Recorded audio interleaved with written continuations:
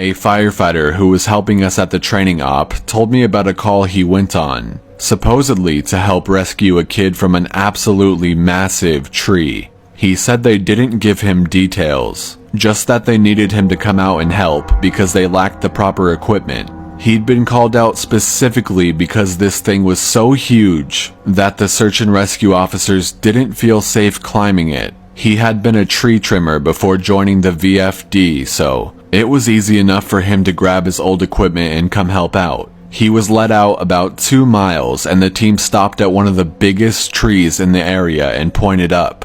He laughed and asked the op captain how the kid had gotten up there. He made a joke about the old cat in a tree thing, but the captain just shook his head and told him to get up there and get the kid down. He said he knew something was up, but he didn't push it. He said that as he climbed this tree, he started wondering if they were playing a prank on him. There was no way this kid should have been able to climb this fucking thing. It was massive at the base, but about halfway up it started tapering, and I almost had to turn back a few times because I really didn't think it was gonna hold me. But he said he kept going, and when he was just about at the top, he saw a flash of blue in the branches.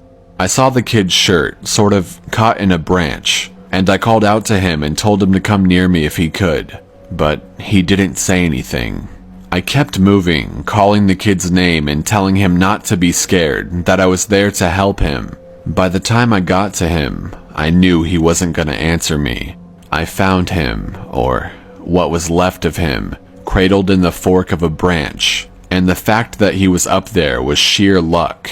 If he'd fallen any other way, he'd have come crashing down. It wouldn't have mattered though, because this kid was dead long before he ended up in that tree.